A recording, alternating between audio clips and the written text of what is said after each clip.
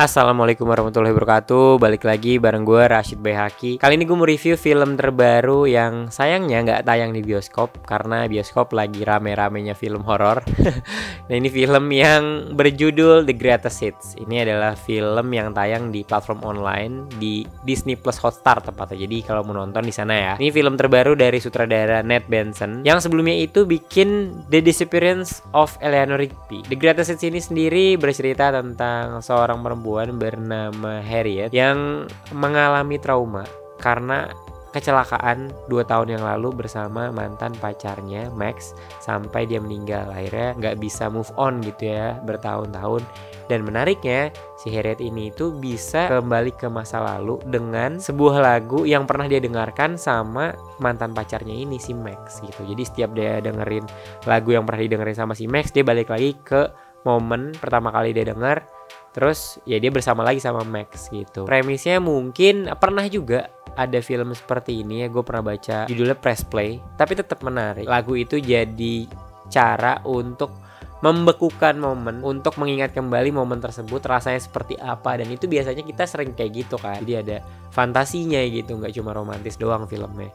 Jadi itu bungkusan yang menurut gue menarik. Actingnya menurut gue bagus. Lucy Boynton nih, gue pertama kali nonton itu film Sing Street dan itu bagus juga, dan film musik juga lagi. Actingnya dia dan juga yang lainnya sebenarnya bagus. Actingnya Max, jadi Max juga bagus. Terus juga actingnya yang jadi David juga ya lumayan lah. Semua cast di sini tuh lumayan oke. Tapi yang paling mencuri perhatian ya pasti pemeran utamanya menurut gue sama temennya Morris. Yang jadi Morris itu bagus banget menurut gue, jadi temen yang dekat, temen cowok gitu ya, dengan kepribadiannya yang emang dia gay gitu. Dia juga sama-sama suka musik. Terus ketika ngobrol musik, ketika dia punya kepedulian sama temennya ini lumayan oke dan bisa di delivery dengan baik gitu karakternya sama si pemerannya ini. Ini kalau ngeliat wardrobe sama make upnya itu anak skena banget sih. Ini apalagi Harriet itu, dia kelihatan banget dia anak skena lah. Pokoknya kalau di Jakarta tuh anak Jaksel yang emang tiap minggu itu kemana-mana selalu nonton konser musik. Entah konser musik yang emang festival atau konser musik tunggal atau musik yang sampai DJ gitu. Nah ini yang paling gue suka juga, yaitu props-nya di kamarnya Harriet sama si temennya ini Morris. Karena di situ banyak banget hal-hal detail gitu ya. Ada kronologi pacaran sama Max ya gimana, bahkan ada lagu-lagunya, ada catatannya, banyak banget piringan hitam di situ juga, dan itu menarik banget gitu. Dan juga bagus gitu, tata ruangnya tuh oke. Dan juga si Morris temennya juga seorang DJ gitu, dia produser juga mungkin, jadi kayak banyak banget di situ piringan hitam dan mendengarkan piringan hitam. Dan juga di toko musiknya banyak piringan hitam. Kerasa itu emang benar-benar film musik gitu, dari pemilihan tempatnya dan emang set yang emang dibikin sungguh-sungguh niat lah. Klub ininya juga menarik sih. Klub berdukanya gitu kelompoknya, dan di situ tempat pertemuan antara si David dan Harriet di situ juga menarik karena itu kayak momen dimana orang-orang itu menceritakan kegelisahannya gitu ya, walaupun di situ ternyata dia nggak ada temen gitu. Dia cuma diem dan cuma pakai headphone-nya doang, dan itu buat gue kayak yang gue nggak tahu ada klub berduka seperti itu ya. Gue selalu berjarak sebenarnya sama adegan itu, tapi di bagian ini menurut gue kayak duka itu nggak bisa disamain, beda-beda. Dan di sini walaupun dia nggak cerita banyak gitu ya si Harriet, tapi di sini dia berusaha mendengarkan orang-orang.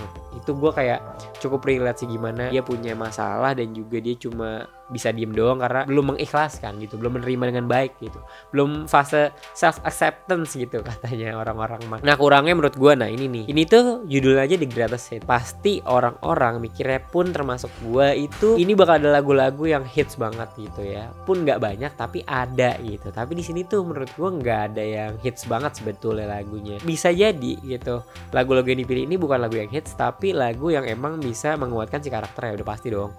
Cuma di sini nggak ada lagu hits yang bisa kita dengarkan lagi setelah film ini selesai atau yang berkesan gitu. Sayangnya itu sih yang akhirnya nggak bisa jadi kayak Yesterday misalkan, film musik juga yang udah jelas ya di Beatles, siapa yang nggak tahu dan siapa yang nggak inget sama lagunya. Setelah filmnya itu selesai juga ya udah ingetnya di Beatles gitu kan. Malah itu beratnya di musiknya, di lagunya. Kalau ini malah nggak ada lagu yang emang benar-benar bisa jadi soundtrack dari film The Greatest Hits ini, yang padahal film musik. Biasanya kalau ada film romantis gitu ada meet cute ya kan, ada pertemuan yang lucu gitu, pertemuan yang kita ingat. Di sini tuh pertemuannya ya biasa aja sebenarnya, nggak ada yang gimana-gimana. Mungkin emang perannya di sini atau tokohnya itu tokoh dewasa gitu ya, harusnya bisa dibikin lebih menarik lagi daripada sekedar kayak si David datang terus kayak mengacaukan ceritanya si Harriet yang baru pertama kali ngomong. Ini nih karakternya si David menurut gue kayak nggak real gitu, nggak real jadi seorang karakter yang punya masalah, yang punya keinginan sendiri, yang punya posisi di mana dia tuh mau banget sama si Harriet misalnya. Nggak juga, di sini tuh kayak bareng sama si Harriet tapi kayak oh iya